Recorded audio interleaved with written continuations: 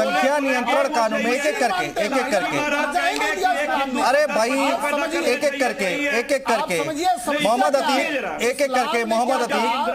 ठीक है, एक एक करके मोहम्मद अतीक, अगर जनसंख्या नियंत्रण की बात होगी तो 80 और 20 की राजनीति कहां से आ जाएगी? एक सेकंड, अरे एक सेकंड कपील जी, क्यों साथ दिया आपका? एक सेकंड कपील जी।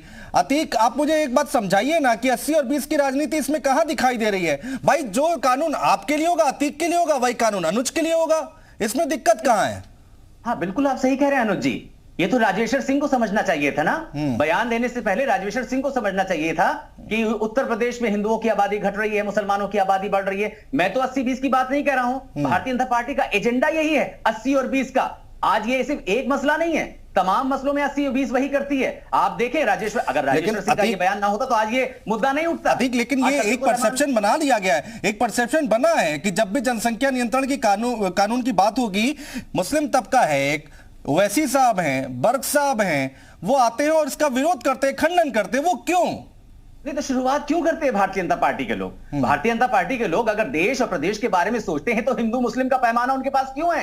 वो क्यों कहते हैं कि मुसलमानों की आबादी बढ़ रही है, जबकि मुसलमानों की आबादी तो आज भी बहुत कम है। आज भी हिंदुओं की आबादी बहुत ज्यादा, लेकिन हम तो नहीं कह रहे हैं, हिंदुओं को कोई इल्जाम नहीं लगा रहे। संजय चौधरी जी, धर्म का चश्मा आपने पहन रखा है क्या? नहीं, धर्म का चश्मा नहीं, लेकिन भारतीयता का चश्मा हमने जरूर पहना है। हाँ।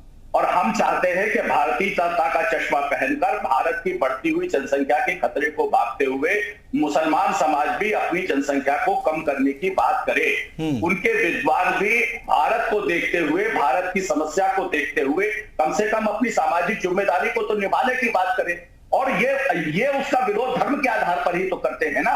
तो जिस मुस्लिम राष्ट्रों ने अगर इसे स्वीकार कर लिया है, जो इस्लाम के आधार पर चलने वाले देश हैं वो उसे स्वीकार करते हैं, तो क्यों इस्लाम के मानने वाले बड़े बड़े मौलाना और मौलवी अपने समाज को इसको क्यों नहीं समझाते हैं, क्यों नहीं सिखाते हैं कि यही ठीक है? और दुनिया के मुसलमान देश भी ऐसा कर रहे हैं। मुझे लगता है कि देश के प्रोग्रेसिव स्वरूप को देखते हुए, देश की संविधान की मूल भावना को देखते हुए, जिसमें सब समान है, उनको भी समानता के आधार पर देश की समस्या का समाधान करने के लिए समान रूप से उनको भी कदम उठाने चाहिए। अब यही कर रहे हैं और हमारा ड्राफ्ट भी बिल्कुल वैसा ही अनिल है। चौधरी जी, अगर उन्हें कुछ संशोधन की आवश्यकता लगती है तो संशोधन प्रस्तुत करें। बिल्कुल बिल्कुल बिल्कुल, इस पर जरूर कपील जी आ रहा हूं। अनिल जी बहुत देर से वेट कर रहे हैं, उनका एक रिएक्शन ले लेते हैं। आ रहा हूं कपील जी, संशोधन पर भी बात करेंगे। अनिल जी भाई, यहां पर क्यों ये 80-20 हिंदू मुस्लिम क्यों होने लगता है जब भी ऐसी बात होती है, कानून की बात होती है? तो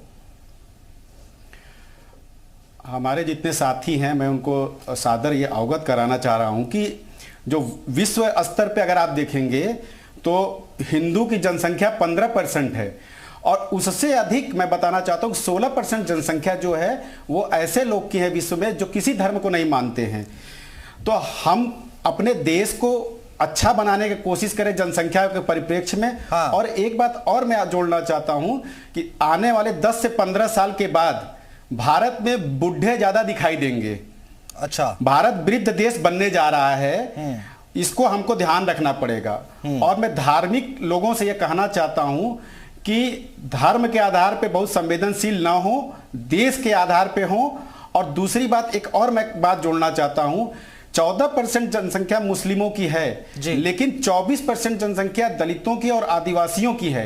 इसको भी जनसंख्या कानून बनाने के पहले यह सोचना पड़ेगा सरकार को कि हम उनको कैसे उनको शामिल करेंगे इस कानून में। बिल्कुल बिल्कुल, उनकी स्थिति भी बहुत खराब है। ठीक है कपिल श्रीवास्तव जी, जल्दी से अपनी बात रख लीजिए। भाई संजय जी ने तो विंडो खोल रखी है ना कि भाई आपको कोई संशोधन करना है, बताइए, उसमें संशोधन हो जाएगा। दिक्कत कहां आ रही है? नहीं, संजय भाई के पास विंडो दिखावटी है, असली विंडो नहीं है इनके पास। अगर दिखावटी ना होता तो माननीय अटल बिहारी जी के शासनकाल में क्यों नहीं आया केंद्रीय कानून? पहला जो मोदी जी का शासनकाल था उसमें क्यों नहीं आया? दूसरा शासनकाल खत्म होने जा रहा है, क्यों नहीं आया? दिखावे का नाटक करना बंद कीजिए। संजय जी काउंटर कर लीजिए जल्दी से। 80 करोड़ लोगों को 5 किलो के अनाज पर ला करके रख दिए। केवल बात करके बहला रहे हैं। नहीं देंगे, आप विकास नहीं करेंगे, की कोशिश कर रहे हैं। सच्चर कमेटी को लागू नहीं करेंगे, दलितों को जल्दी से आप ऊपर लेकर के आना नहीं चाहते, भविष्य को छीन लेना चाहते हैं। बीजेपी तरीके से कौन सा कानून लाना चाहते हैं? हमारे 3 कोर इश्यूज थे, हम हमेशा सहमति बनाने की बात करते हैं। केंद्रीय कानून आप क्यों नहीं लेकर के आना चाहते हैं? आप 15 साल, आपके पास 16 साल थे, आप 16 साल थे, आप क्यों नहीं केंद्रीय कानून लेकर के आए? ये आपको बताना पड़ेगा। जनसंख्या ऐसे किसी की आवाज समझ में नहीं आएगी। बहुत शुक्रिया, माफी चाहेंगे जिसकी बात नहीं आ पाई, माफी चाहेंगे। आगे समय नहीं तो मैं आपकी बातें जरूर लेता और बात करते और चीजों को समझने की कोशिश करते। फिलहाल वक्त इतना ही था। बहुत शुक्रिया आप सभी मेहमानों का हमारे साथ जुड़ने के लिए।